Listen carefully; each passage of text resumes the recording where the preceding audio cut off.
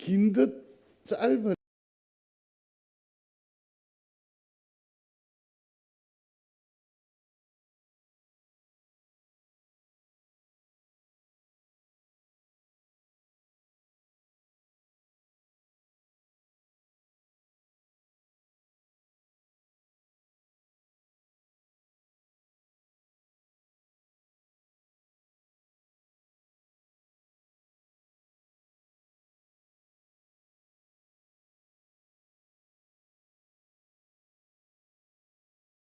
더하고 빼는 것이 적당히 이렇게 가미가 되어야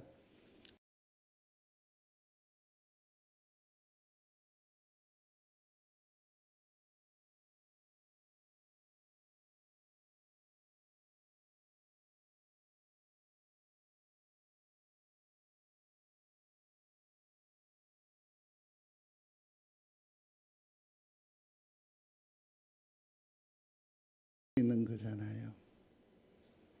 여러분들은 인생을 뭐라고 생각을 하시는지요?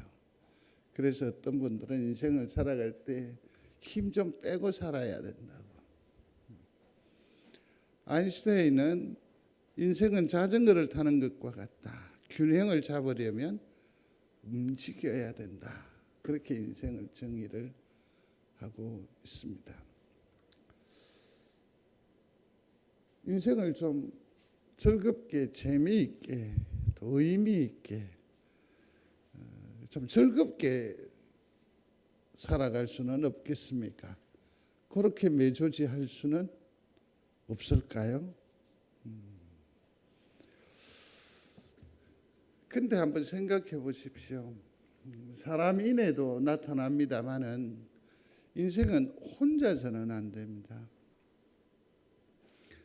내가 경험하는 이 인생을 정답이라고 말할 수 없다. 이 말은 뭐냐면 내 생각으로 인생이라고 한 것을 정의하고 이것이 맞다라고 말할 수 없다라는 거죠.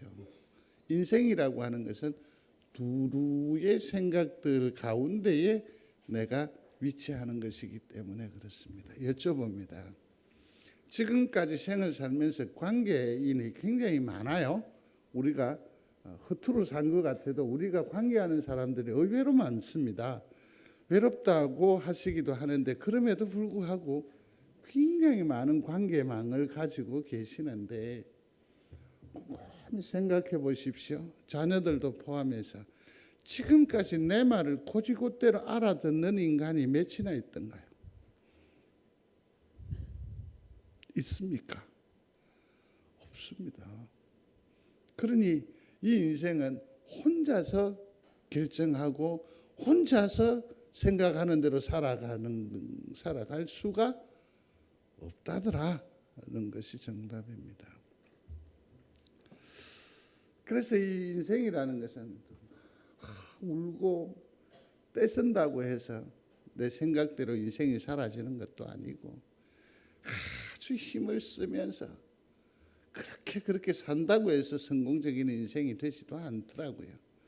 또 어떤 사람은 쿡하니 참는 게 인생 석탄 백탄 타는데 석탄 백탄 타는데 연기는 나는데 내 마음은 타는데 왜 연기도 안 난다고. 그게 우리 인생이라고 살지 않았습니까? 팔자라고 하지 않았습니까? 여기에 저는 도전하고 싶습니다. 우리는 행복할 수 없겠습니까? 행복할 수 없습니까? 성경은 우리에게 분명하게 제시합니다. 주님과 함께라면 행복한 인생은 가능하다. 주님과 함께라면. 주님과 함께라면. 우리는 의외로 이 해답을 진작부터 심장 가운데 새겨 사시는 것은 맞아요. 그런데 항상 주님은 뒷전이세요. 내가 선택할 수 있는 것의 최종 마지막 단계가 비로소 예수님이고 하나님이죠. 그러나 이 접촉할 수 있는 우선순위를 주님을 조금 앞쪽으로 당기시는 애씀이 있기를 바랍니다. 그래서 어느 지점에 가서는 모든 일의 결정과 모든 선택을 하는 데 있어 누구 기준으로? 주님 기준으로. 우리의 인생이 도드라질 줄로 압니다. 그러한 거룩의 경험이 있게 되기를 주의 이름으로 축원합니다. 오늘 본문에 보면 문둥병자를 만나시고 치료하시는 예수님의 모습을 우리는 만날 수 있습니다. 1절로 4절을 우리가 간단히 보았습니다만 그 내용 가운데에 보면 주님이 산에서 내려오신다. 마태복음 5장에서부터 7장까지의 내용은 산상수훈이라고 합니다. 곧 산에서 제자들에게 가르치신 내용을 가득 담고 있습니다. 아시잖아요. 심령이 가난한 자는 천국이 저희 곳이요 마음이 청결한 자는 하나님을 볼 것이요. 참 주옥과 같은 가르침이 있었습니다. 그런데 오늘 본문은 거기에서 내려오셨다 그랬어요.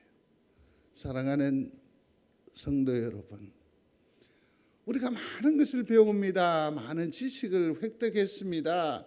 거기에서 은혜를 누립니다. 그러나 중요한 것이 있습니다. 놓치지 마시기를 바랍니다. 내가 많은 것을 알고 있어요. 그런데 이것이 여기에 머물러 있으면 아무 역사도 일어나지 않아요.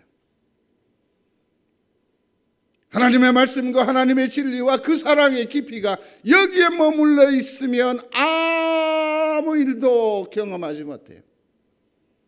어디로 내려와야 돼요? 가슴으로 내려와야 돼요.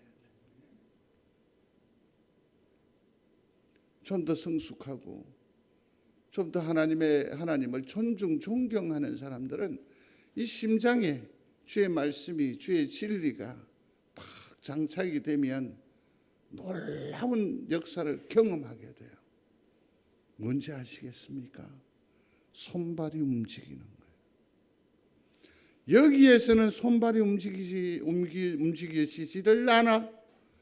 그러나 주의 말씀이 여기에 임하면 손발이 움직이게 돼요. 마찬가지입니다.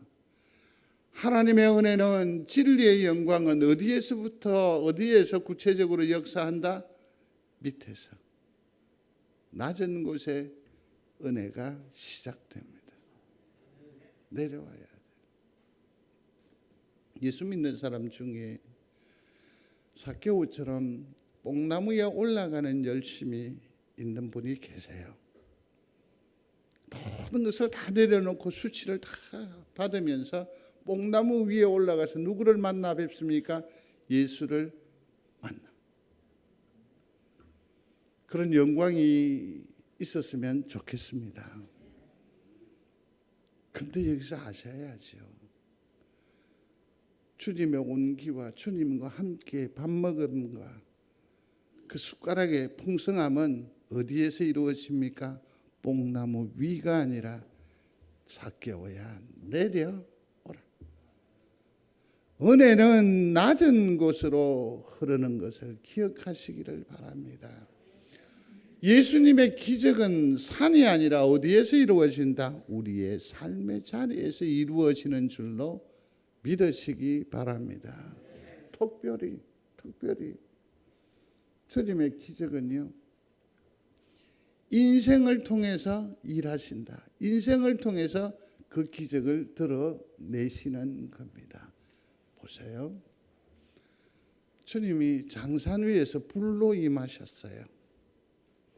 장산 위에. 일시적으로 두려움이 있겠지요. 놀라움이 있겠지요.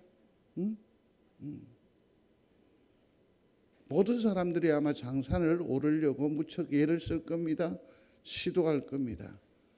그러다가 나이가 좀 연로하신 어른들은 주님은 하필 저기 오셔갖고 우리는 뭐냐고 불평하는 마음도 생길 수 있겠죠.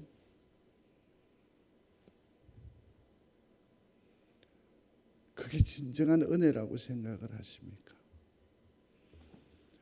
모퉁이를 헉헉대면서 길을 가는데 모퉁이를 샥 돌아섰는데 시원한 바람이 쑥 내게로 임하여 와. 근데 예수님 사랑하는 마음이 여기가 아니라 여기 있는 사람은 이렇게 말해요.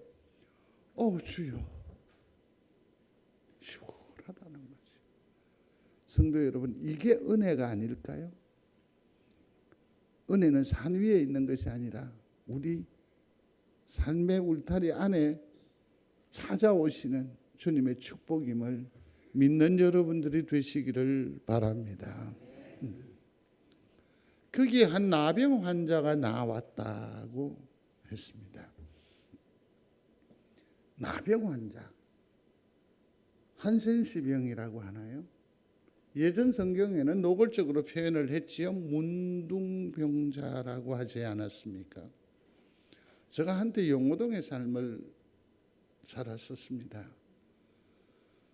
근데 거기 아시다시피 역사적인 얘기니까 그냥 문촌이 능선 넘어가면 있었습니다.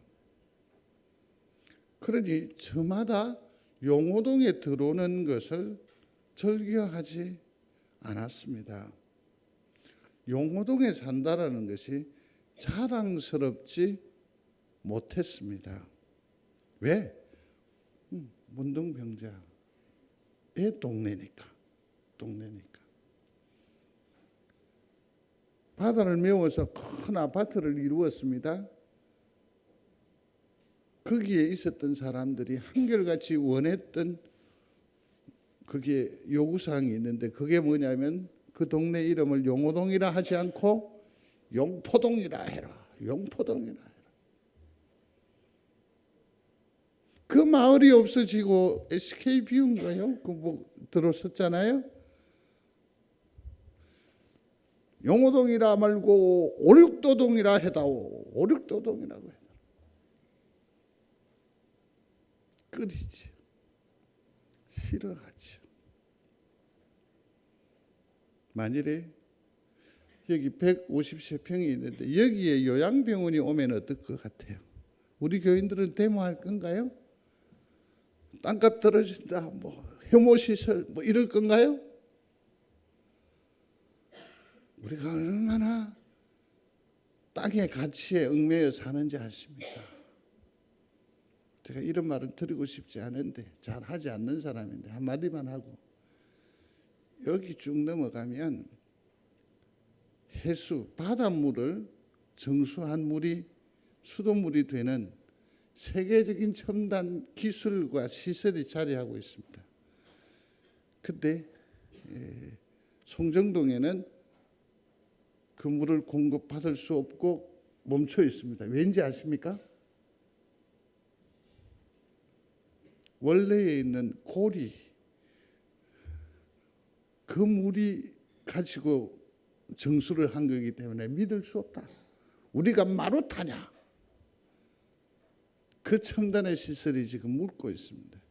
이것이 성공적이도 이루어 갔다면 송정 지역에 사는 사람은 부자가 됐을 건데요. 이 기술이 중동으로 나가게 되면 이 나라가 살 건데요. 맨날 우리는 나라와 민족을 구원하여 주옵소서 말은 그렇게 하면서 실제적인 삶에 있어서는 전혀 말씀을, 신앙을 적용하지 않으면서 살죠. 나병 환자가 예수님께로, 무리에게로 나왔다라는 것은 엄청난 문제를 야기할 수 있습니다. 나병 환자는 분리되어야 합니다. 천형입니다. 하늘로부터 받은 벌이기 때문에 스스로 이렇게 해야 합니다. 사람이 이렇게 오는데 멀쩡하게 내가 가던 그 길에 저기에서 사람이 오면 옷을 찢어야 합니다. 머리를 풀어 헤쳐야 합니다. 손으로 이렇게 가리면서 소리를 지릅니다. 침을 태 받으면서 나는 문둥병자입니다. 당신의 몸의 보존을 위해서 피하여 가십시오. 피하여 가십시오. 그러면서 먼저 들어선 길이지만 내려놔야 합니다. 길을 터줘야 합니다. 자기 스스로를 그렇게 말해야 돼요.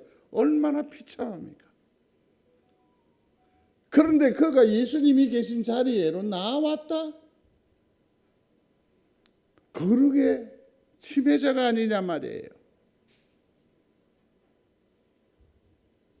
아니면 믿음의 역사가 막 일어나는데 이 사람이 들어오면 분위기 싸해지는 거죠. 믿음의 회원꾼이죠. 우리도 마찬가지입니다. 주님이 이 교회에 계심을 믿으시면 아멘. 살아계심을 믿으시면 아멘. 근데 내 마음에 안 드는 사람이 오면 우리는 쉽이 받아들이지 않아요. 내 마음에 들지 않는 사람을 문둥병 취급해요. 그러지 마시기를 바랍니다. 그게 진짜 예수 잘 믿는 거고요. 강한 믿음의 공동체예요. 그의 고백을 한번 들어보면 참으로 이 사람은 위대한 믿음의 소유자라는 것을 알 수가 있습니다. 주여 원하시면 저를 깨끗하게 할 수 있나이다. 비록 문둥병이지만 그는 주님을 완전히 신뢰하는 거죠. 기적은, 믿음의 역사는 완전한 신뢰에서부터 출발한다는 것을 기억하시기를 바랍니다. 다음으로 넘어가 보면 그 고백을 한 번 더 주목을 해보면 예수님을 그는 생명의 주로 고백하는, 그래서 위대한 신앙의 사람입니다. 주여 원하시면 저를 깨끗하게 하실 수 있나이다. 한번 소리해 보십시다. 시작. 주여 원하시면 저를 깨끗하게 하실 수 있나이다. 아멘. 예수님, 당신은 내 생명의 주인이십니다. 당신은 내 생명의 주인이십니다. 또 저기 보니까 뭐라고 되어 있습니까? 원하시면이라고 했습니다. 주님의 뜻이라면, 좀 더 현실적으로 이 말씀을 해석해 볼까요? 주님의 뜻이라면 살려주지 않아도 됩니다. 주님의 뜻이라면 내가 수치를 당해도 됩니다. 주님의 뜻이라면 내가 내려놓겠습니다. 이게 가능한 적용일까요? 저는 그렇다고 봅니다. 이 문둥병자의 신앙은 최소한 그렇습니다. 주님에게는 생명의 원천이 있다. 그리고 주님이 그럼에도 불구하고 원치 않으시면 저는 이대로 썩어 문드러 죽어도 괜찮습니다. 그럼에도 불구하고 하나님 앞에 엎드리는 것, 이게 이 땅의 진정한 믿음이 아니고 무엇이겠습니까? 예수께서 손을 내밀어 그에게 대시며 내가 원하노니 깨끗함을 받으라. 즉시 그의 나병이 깨끗하여 진지라. 아멘. 이 진심을 주님께서 회량하시는 거죠.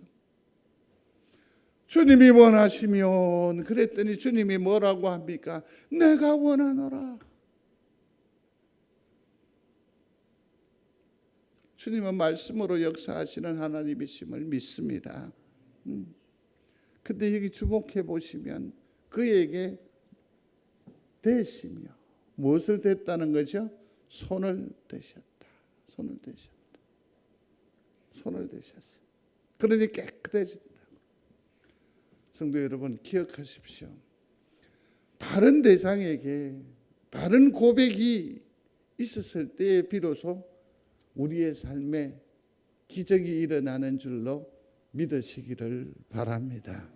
바른 대상, 바른 고백, 이게 정말 필요합니다. 정말 필요합니다. 그렇게 해서 그가 나음을 입었잖아요. 그리고서는 주님께서 부탁을 하세요. 삼가 아무에게도 이르지 말고. 여러 가지 의미가 있겠습니다.마는 저는 이렇게 해석을 하고 싶습니다. 오직 누구에게만, 오직 하나님께만 영광을 돌리며 살아라는 거죠. 성도 여러분, 한번 소리하십시오. 오직 하나님께 영광. 오직 하나님께 영광. 그리고서는 뭐라고 합니까? 제사장에게 내 몸을 보이라라고 지적을 해 주십니다. 이 말은 뭡니까? 말씀대로 살라는 얘기입니다. 소리하십시오. 말씀대로 살라. 오늘 장로님 기도해 주셨습니다마는 우리의 삶에 있어서 어떤 선택을 해야 되고 결정을 해야 됩니다. 고비가 있습니다. 이때에 말씀이 생각히면 축복받은 인생인 줄로 믿습니다. 그래서 기도하십시오. 말씀이 생각히게 하옵소서. 말씀대로 살라고. 모세가 명한 예물을 드리라라고 주님께서 부탁을 하고 있습니다. 이 말은 뭡니까? 날마다 감사하며 살라. 감사하며 살라. 그렇습니다. 많은 식구들이 모였더랬습니다. 병을 한다고 주차장에 이렇게 섰는데 제가 촌수로는 많이 밀리는 그런 처지고 그래 이래 있었는데 어깨를 툭툭 치면서 우리 중에 제일 행복한 사람이네 자네가. 좀 좋아해 주십시오. 내가 그 소리를 들었다니까. 그 원천이 뭔고 곰곰이 생각해 보니 그런 것 같습니다. 날감일기 덕분입니다. 저는 오늘 아침도 날감일기를 기록했습니다. 그런데 우리 성도들 가운데는 날감 헌금으로 날감일기와 모든 정신을 다 또 초월하시는 분들도 계시더라고요. 괜찮습니다. 늘 삶에 있어 감사하며 사시기를 바랍니다. 장담합니다. 얼굴이 달라집니다. 언어가 달라집니다. 관계가 달라집니다. 축복받은 인생이기 때문에 그렇습니다. 오늘 함께 하신 말씀 가운데에 더하여 읽었던 부분이 있습니다. 그것은 베드로의 장모의 열병을 치료하신 14, 15절로 넘어가서 거기 있는 말씀을 보면 들어가사라고 표현이 나옵니다. 이건 우리가 주님에게서 뭘 찾아볼 수 있느냐면, 어떤 특징을 볼 수 있느냐면, 주님은 항상 보면 뭐 하지요? 먼저 찾아오십니다. 믿습니까? 주야 만나기를 원해요. 사모합니다. 좀처럼 만나지 않아. 얼굴을 나타내 보이시지 않은데 내가 정말 혼미해서 주님을 부를 겨를도 없는 그 자리에는 반드시 주님께서 찾아오시더라고요. 주님의 특징이 뭡니까? 먼저 찾아오시는 분이세요. 먼저 찾아오시는 분이에요. 들어가사 그리고 보시고 그랬습니다. 우리의 형편을 보시는 주님, 내 속내를 아시는 주님, 믿는 여러분들이 되시기를 바랍니다. 우리의 인생을 곰곰이 생각해 보면 나를 드러내고 나를 자랑하는 것보다 거의 70, 80%가 뭡니까? 나를 변명하는 거였습니다.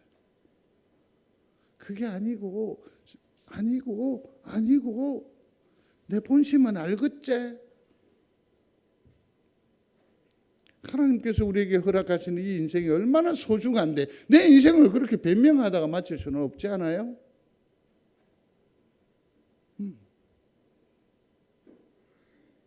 주님은 우리의 처지를 뭐한다? 보신다. 그래서 역사하시는 거죠. 역사하시는 거죠. 믿으시기를 바랍니다. 그리고 거기에 뭐라고 말합니까? 그 손을 만지시니 그랬습니다. 그 손을 뭐 하신다? 만지시니. 그렇습니다. 주님은 치유하시는, 기적을 일으키시는 주님이십니다. 만지시니, 만지시니. 성도 여러분, 주님의 이런 손의 터치를 경험하는 여러분들이 되시기를 바랍니다. 바랍니다. 열병이 떠나가고 여인이 일어나서 예수께 수종들더라. 이 말은 무엇을 의미하는지 아시죠? 주님의 치유는 뭐하다? 완전하다. 믿으시면 아멘. 완전한 치유. 손대심으로. 저는 이 말씀에서 사실은 착안하고 또 중심적으로 살폈던 것은 바로 주님의 손에 있습니다. 저는 이렇게 정의하고 싶습니다. 주님의 손은 기적이다. 주님의 손은 기적이다. 실상 성경의 여러 곳을 펼치고 살피고 가려엄선해 보았더니 주님의 손은 능력의 손이라고 되어져 있더이다. 너는 기억하라. 하나님 여호와가 강한 손과 편팔로 너를 인도하였으니. 주의 손은 능력의 손이십니다. 시편에도 보면 저는 넘어지나 아주 엎드러지지 아니함은 여호와께서 손으로 붙드심이라. 능력의 손입니다. 마가복음에도 잘 아시지 않습니까? 아이가 자지러졌습니다. 아이가 죽었습니다. 그때 주님 말씀하시지요. 소녀야 일어나라. 달리 다굼 하셨어요. 달리 다굼.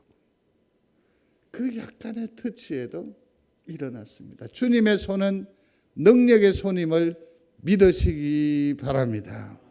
주님의 손은 또한 축복의 손입니다. 창세기에 보면 하나님이 그들에게 복을 주어 가라사대 예수께서 그들을 데리고 베다니 앞까지 나아가서 손을 들어 그들에게 축복하시더니 오병이어도 보십시오.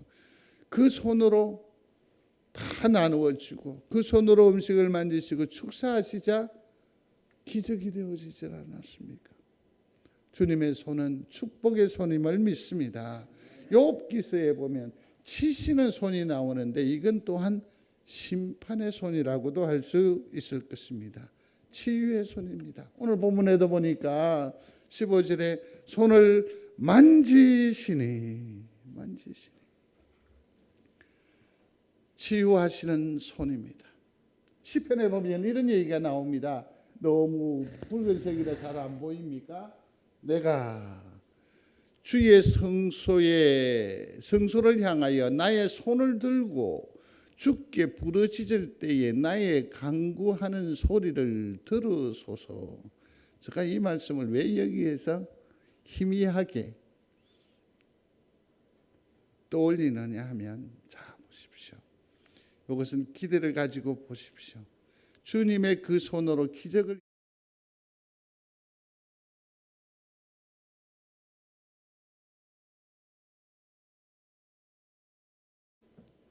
주님의 손은 기적의 손이다. 믿으시면 아멘. 그러면 기적의 손이라는 것은 무엇을 의미하느냐? 구원하시는 손이에요. 우리를 도와주시는 손이죠.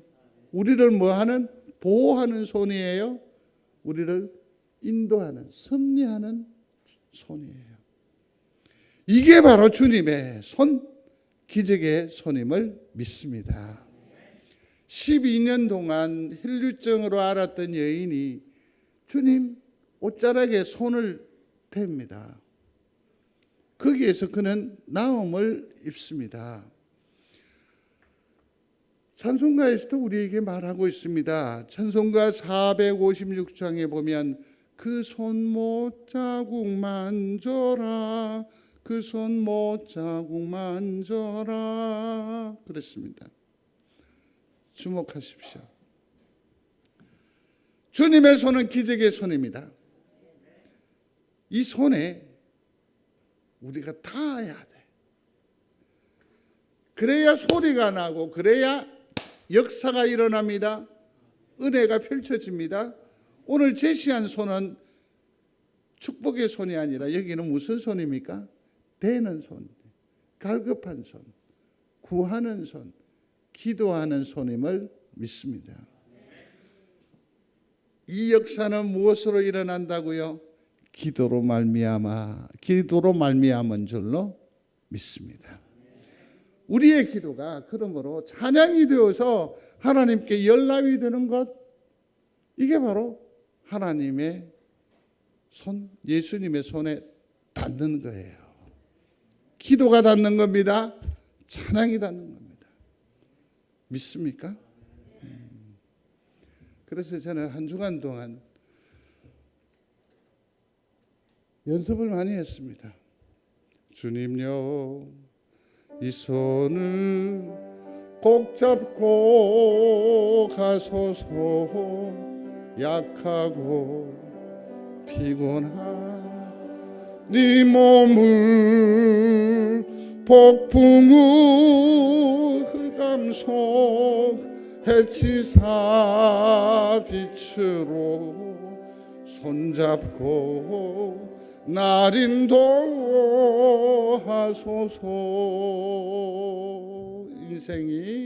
인생이 힘들고 고난이 겹칠 때 주님요, 날 도와 주소서.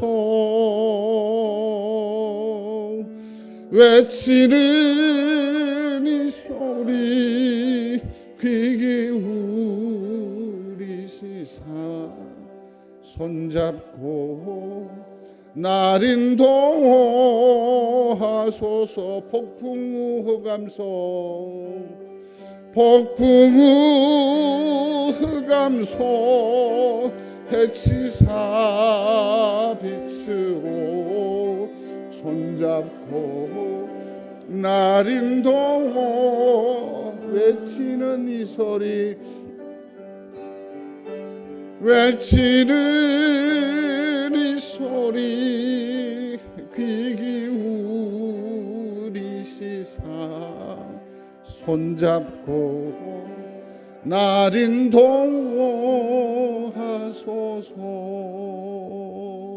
아멘. 사랑하는 성도 여러분, 저는 그림으로 이렇게 형상화해 보았습니다. 기도의 손이고 또 여기는 기적의 손이에요. 근데 이것이 겹쳐져야 되고 포개져야 되고 서로 닿아야 우리가 기적을 체험할 수 있겠다 싶습니다. 선언하십시오. 주님의 손은 기적의 손입니다. 거기에 닿아야 돼요. 그래서 주님의 손에 내 손을 뭐 해야 돼요? 포개어야 돼요. 주님 기적의 손에 내 손이 포개어져야 돼요. 기도가 주님의 손에 포개어지는 거예요. 이 시간에 함께 기도합시다. 나를 만져 주옵소서. 나를 고쳐 주옵소서. 나를 긍휼히 여겨 주옵소서. 나를 축복하여 주옵소서. 주님의 손에 내 손을 포개는 이 시간이 되기를 바랍니다. 함께 기도하겠습니다. 주님, 나를 만져 주시옵소서. 주여, 나를 고쳐 주시옵소서. 주여, 나를 불쌍히 여겨 주시옵소서. 주님, 나를 축복하여 주옵소서. 내 손은 연약 중에 있으며 떨림 가운데 있으며 부족하며 초라한 가운데 있으나 주님의 손은 능력의 손이며 권능의 손이며 치유의 손이며 사랑의 손이며 아버지 하나님의 신령한 창조의 손님을 믿습니다. 내가 주님의 손에 내 손을 포개어 드리오니 주여 우리를 불쌍히 여기시고 이 손 잡고 가 주시옵소서. 이 손 잡고 가 주시옵소서. 주님 이 손 잡고 가 주시옵소서. 주여 우리에게 안수하시고 우리를 주장하시고 우리를 보호하시고 우리를 섭리하시고 우리를 구원하시고 우리를 보호 보존하여 주시옵소서. 아멘. 주님 나를 만져 주시옵소서. 나를 고쳐 주시옵소서. 나를 긍휼히 여겨 주시옵소서. 축복하여 주옵소서. 더더욱이 나의 손을 주의 손에 포개어 드리겠사오니 우리의 마음의 소원이 주님 마음이 되게 하시고 주의 응답이 되게 하여 주옵소서. 한 주간 주님 앞에 의탁하오니 우리의 발걸음과 우리의 마음 씀씀이와 우리의 모든 도모를 주께서 인도하여 주옵소서. 예수님 이름으로 기도드리옵나이다. 아멘.